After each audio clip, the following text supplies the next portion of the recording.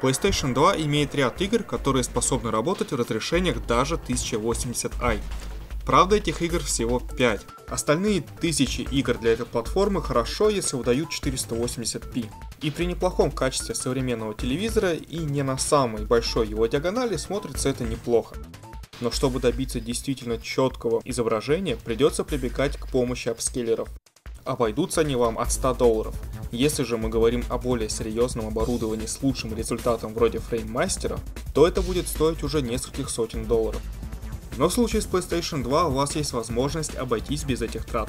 PlayStation 2 очень популярная платформа, и для нее написано очень много homebrew софта. Среди него есть GSM – Graphic Synthesizer Mod Selector. Он позволяет форсировать видеорежимы, которые поддерживаются консолью, но не поддерживаются игрой.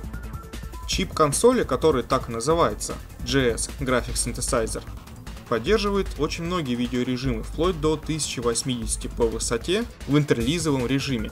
Это не изменит разрешение рендеринга графики, но позволит передавать изображение в большем разрешении на ваш ТВ, избегая замыливания картинки, которым так грешат не самые оптимальные алгоритмы апскейлинга изображения в подавляющем большинстве домашних телевизоров. Для того же, чтобы запустить Homebrew приложение, консоль должна быть взломана доступным для нее способом. Например, если это консоль 7000 ревизии, то вам будет достаточно карты памяти, залитой на нее загрузчиком FreeMC Boot. В случае же с 9000 серии несколько сложнее. Только инсталлировать чип, так как в BIOS этих консолей баг, позволяющий запускать неподписанный софт, закрыт. Но если же у вас FAT ревизия консоли, то вы можете установить в нее жесткий диск и запускать Homebrew приложение с него без каких-либо вмешательств в консоль и без установки софта на карту памяти. Это просто и удобно. Запуск программы GSM может происходить в двух вариантах. Первый, когда он расположен у вас в виде отдельного Homebrew приложения на USB флеш носителе, либо на самой карте памяти.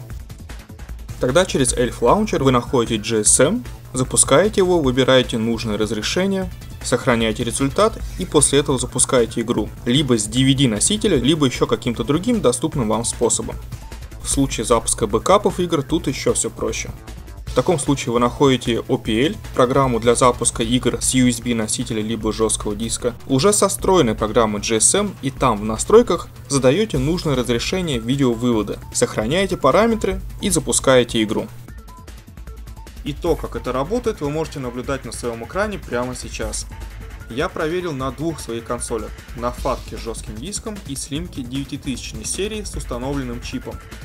Результат между ними одинаков, поэтому результат разделять я не буду. На экране телевизора разница разительна, особенно когда игра официально максимум поддерживает 480i. Границы объекта становятся более четкими, шрифты получили отличную резкость и легко читаемы.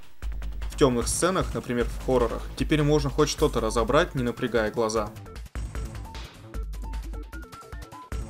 И хотя разрешение рендеринга движками игры остается неизменным, тем не менее апскейл изображения – это тоже операция, которая может занять аппаратные ресурсы системы. Что ж, я проверил и это. И на самом деле мне нечего здесь показывать. Результаты между стандартным запуском и запуском с разрешением 1080i оказались идентичными. По крайней мере, разницы между ними было недостаточно, чтобы анализ частоты кадров это задетектил. Но, конечно, не все так замечательно.